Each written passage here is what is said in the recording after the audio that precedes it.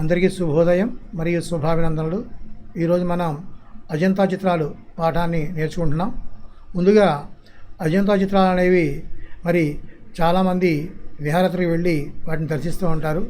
అలాంటి ఆ దర్శన కోసం చేయలేటువంటి ఆ స్థలాల్లో, ఈ విహారయాత్రలు చేసే స్థలాల్లో ఈ అజంతా గుహలు కూడా ఒకటి. అలాంటి అజంతా గుహలు మహారాష్ట్రలోని ఔరంగాబాద్ జిల్లాలో మరి ఉన్నాయి. ఇందులో మరి సాధారణంగా చాలామంది వెళ్ళేటువంటి ఈ విహారయాత్రలో మానసిక ఆనందంతో పాటుగా మరి విజ్ఞానం కూడా పొందుతారు. అలా మరి ఇవి జల్గాంకు దక్షిణంగా 60 కిలోమీటర్ల దూరంలోను, ఔరంగాబాద్కు ఉత్తరంగా 107 కిలోమీటర్ల దూరంలో ఉన్నాయట. అయితే ఈ పాఠం రాసిన కవి ఈ నార్ల వెంకటేశ్వర గారు. ఈయన నార్ల రచనలు అనేటువంటి పేరుతోటి ఈ పుస్తకం రచించారు. అందులో 5వ సంపుటి నుండి ఈ పాఠం తీసుకున్నాం. ఇతని కాలం 20వ శతాబ్దం. అయితే ఈ నార్ల వెంకటేశ్వర గారు ఒకసారి అజంతా గుహను చూద్దామని చెప్పి వెళ్ళారట. వెళ్ళి అక్కడ ఉన్నటువంటి ఆ అజంతా చిత్రాలు చూసి వచ్చాయట. తన మిత్రులు అడిగితే ఏమీ చెప్పలేకపోయాడు. కానీ వర్ణన రూపంలో రాసి ఆయన ఏమైతే చూశాడో ఆ అనుభవాన్ని కూడా తన యొక్క మాటల రూపంలో కాకుండా మరి ఈ పుస్తక రూపంలో, అంటే ఒక కథగా అందరికీ తెలియజేద్దామని చెప్పి ఇక్కడ తెలియజేస్తున్నాడు. అయితే అజంతా చిత్రాలు ఆయన చూసినటువంటి వాటిలో వాటి యొక్క ప్రత్యేకత ఏంటి, అక్కడ ఉన్నటువంటి ప్రకృతి సౌందర్యం ఎలా ఉంది, వాటి చరిత్ర ఏంటి అన్నది చక్కగా తెలియజేస్తున్నాడు. అయితే సాధారణంగా అజంతా చిత్రాల గురించి మరి మిత్రులగా చెప్తున్నాడు అన్నమాట. ఇదంతా కూడా తెలియజేస్తున్నాడు ఈ పాట రూపంలో మనకి. అయితే ఈ అజంతా గుహలు అనేవి ముఖ్యంగా వాఘోర నది ఎక్కడైతే ఉందో అది పుట్టిన చోట ఉన్నాయట. పచ్చని కొండల మధ్య ఈ నది పుట్టింది. ఈ నది వాఘోర నది. అది 250 అడుగుల ఎత్తు నుంచి ఏమవుతుంట, కింద దూకుతుంట చాలా దూరం వరకు ప్రవహించి తపతి నదిలో కలుస్తుందట. అలాంటి ఈ నది పుట్టిన చోట కొండ అర్ధచంద్రాకారంలో ఉంటుంట. అయితే ఆ కొండకు ఒకవైపు వ్యూ పాయింట్ ఉంది, రెండవ వైపు ఈ అజంతా గుహలు ఉన్నాయి. అయితే మరి మేజర్ గిల్ అనేవాడు మరి ఆ ప్రాంతానికి వెళ్ళి అర్ధచంద్రాకారం ఆ ప్రాంతం నుంచి ఒకవైపు నుంచి ఆయన చాలా వరకు బయటకు వెళ్ళి వెళ్ళి అక్కడ ఉన్నటువంటి ఆ ప్రాంతాన్ని దర్శిస్తూ ఒకవైపు వెళ్ళి చూస్తే మరి అక్కడి నుంచి ఈ అజంతా గుహల యొక్క 16వ భాగం అదని కనపడిందిట, పై భాగం. అయితే అక్కడ ఎక్కడి నుంచి అయితే ఆయన చూశాడో అలాంటి ఆ భాగాన్ని ఆ ప్రదేశాన్ని వ్యూ పాయింట్ అని చెప్పి అంటారు. అక్కడి నుంచి అయినా దర్శించాట. అయితే వ్యూ పాయింట్ చూడడం కోసం చాలామంది వెళ్తూ ఉంటారు. ఈయనకి సమయం లేక, నాకు సమయం అయితే లేక వెళ్ళని చెప్పాడు. అలాంటి ఈ అజంతా గుహలు మొత్తం 29 దాకా ఉన్నాయట. అయితే ఆ ప్రదేశాన్ని ఉన్నాయట. అందులో బందిపోటు దొంగలు కొంతమంది అక్కడ మరి కొంతకాలం నివసించారట. నివసించి దగ్గరుండి ఓడను దోచుకుంటూ వచ్చి నిత్యము కూడా వంట చేసుకుంటూ ఉన్నారు. మా కారణంగా అక్కడ కొన్ని చిత్రాలు మరి పొగబట్టి మసిపూసి అవి కాస్త కనపడకుండా పోయాట.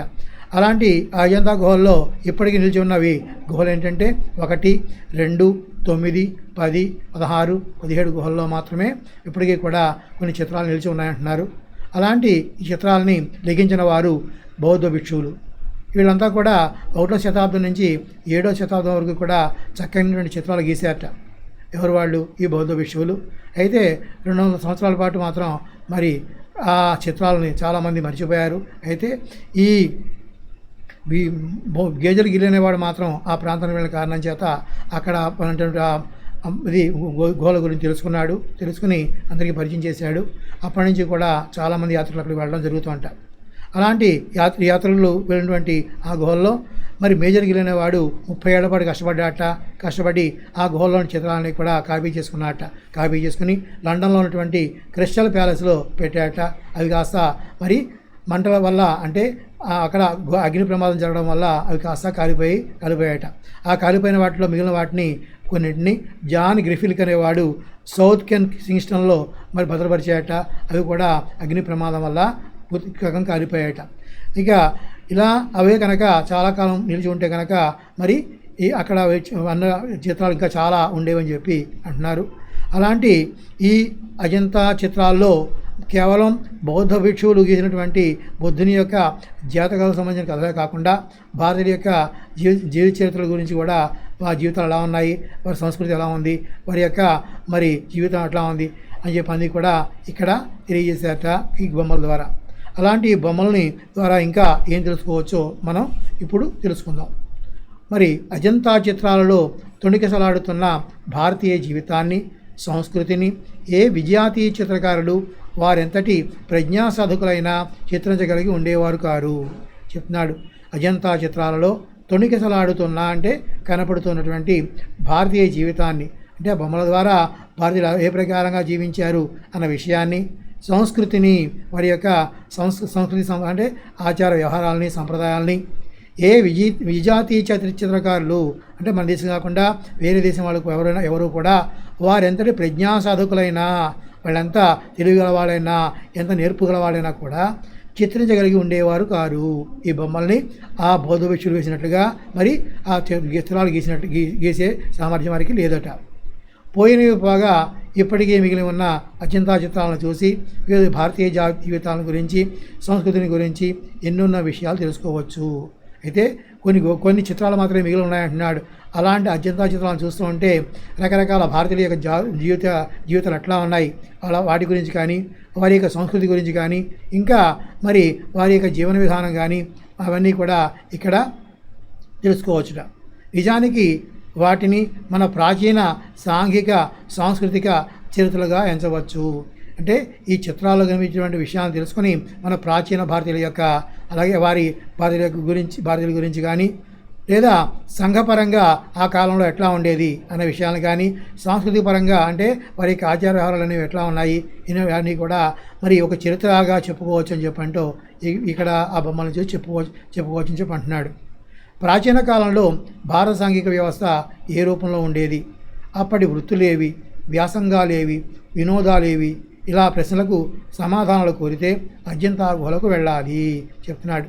ప్రాచీన కాలంలో భారత సాంఘిక వ్యవస్థ ఎట్లా ఉంది అంటే భారతదేశంలో సంఘపరంగా వ్యవస్థ అంటే సమాజపరంగా మరి అందరూ కూడా భారతీయులు ఎట్లా ఉండేవారు, వారు ఎలాంటి ఏర్పాటు చేసుకున్నారు, అవి ఏ రూపంలో ఉండేది అని చెప్పే విషయాన్ని తెలుసుకోవచ్చుట.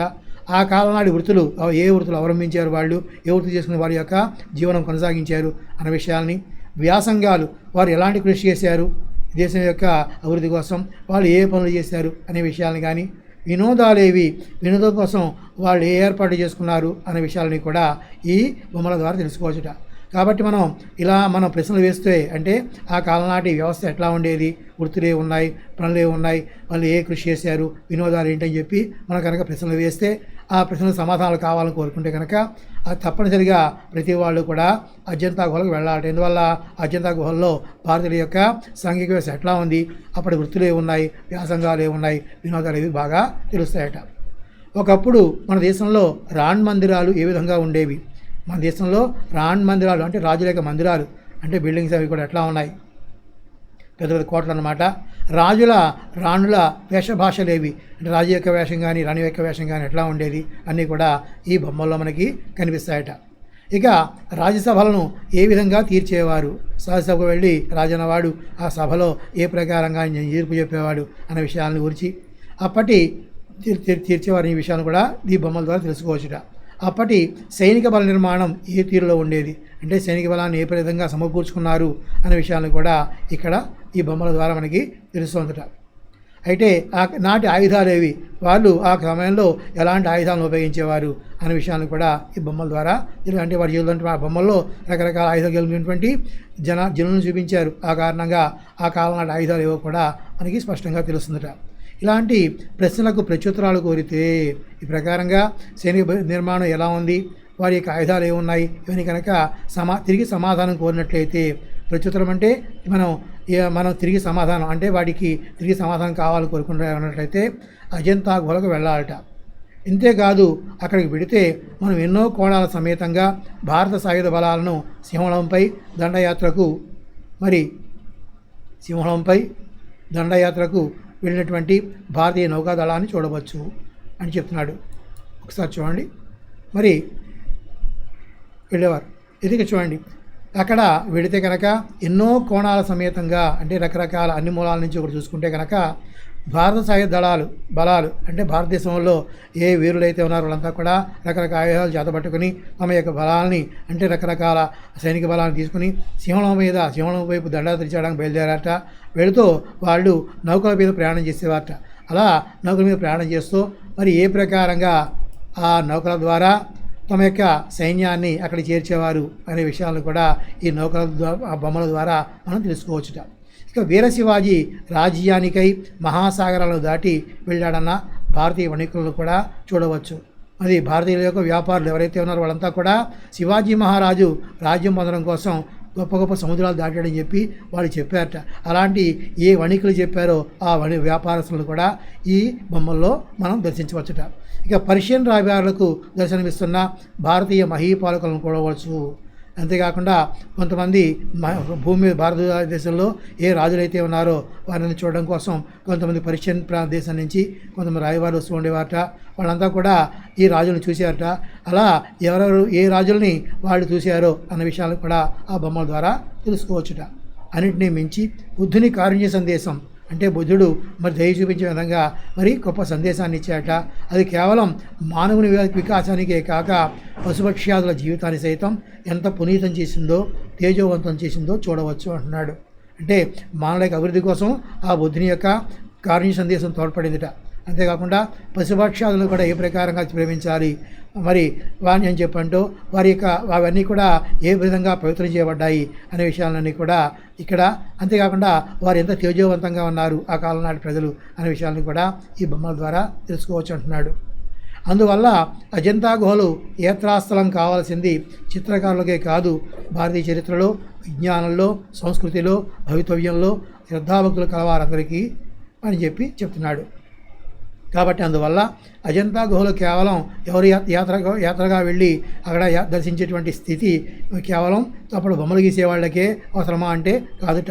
ఎవరైతే భారతీయ చరిత్రలో, విజ్ఞానంలో, సంస్కృతిలో, భవితవ్యంలో శ్రద్ధ కలిగి ఉంటారో దాని యందు ఆ చరిత్ర పట్ల భక్తి కలిగి ఉంటారో అలాంటి వాళ్ళందరూ కూడా ఏం చేయొచ్చుట, ఈ భారతీయ చరిత్రకు తెలుసుకోవడం కోసం కానీ, విజ్ఞానం ఎలాంటి జ్ఞానం పొందడం కోసం కానీ, ఆ కాలం నాటి వారి యొక్క ఆచారాలు ఎట్లా ఉన్నాయి, భవిష్యత్తులో ఎట్లా ఉండబోతున్నాయి అనే విషయాలు తెలుసుకోవడం కోసం కానీ, ఎవరైతే శ్రద్ధ కానీ వాటి మీద భక్తి కలిగి ఉంటారో అలాంటి వారందరూ కూడా తప్పనిసరిగా ఈ యాత్రకు వెళ్ళి అజంతా గుహను దర్శించాలని చెప్పి చెప్తున్నాడు.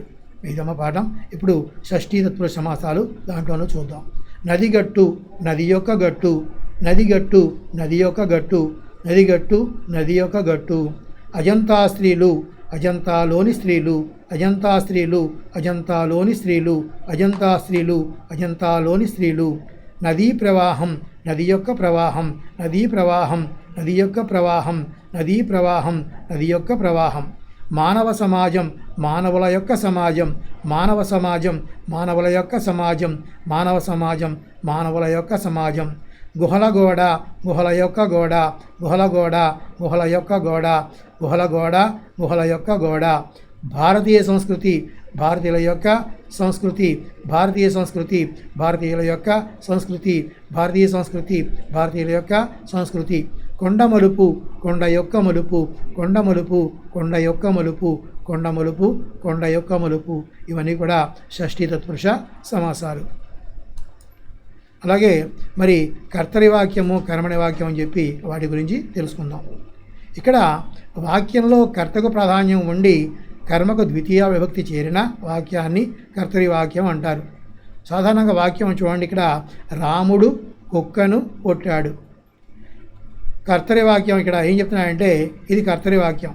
ఇందులో రాముడు కర్త, కుక్క కర్మ, కొట్టాడు అన్న పదం క్రియాపదం. కాబట్టి కర్త, కర్మ, క్రియ మూడు దీంట్లో కనిపిస్తున్నాయి. కాబట్టి ఇక్కడ మరి ఏమవుతుంటా, కర్తకు ప్రాధాన్యం ఉంది. అంటే ఎవరు కొట్టాడయ్యా అంటే రాముడు కొట్టాడు. మరి ఆ సమయంలో మరి దేని కొట్టాడు, కుక్కను కొట్టాడు. అయితే ఇక్కడ మరి కర్మ ఏదైతే ఉందో, కర్మ అంటే కుక్క. కాబట్టి ఆ కుక్క ఏం చేరింది, ద్వితీయ విభక్తి చేరిందిట. ద్వితీయ విభక్తి అంటే నిన్ నున్ లన్ కూర్చి గురించి ద్వితీయ విభక్తి, నిన్ నున్ లన్ కూర్చి గురించి ద్వితీయ విభక్తి. కాబట్టి రాముడు దీనికి ప్రాధాన్యం ఉంది, కర్తకు ప్రాధాన్యం ఉంది.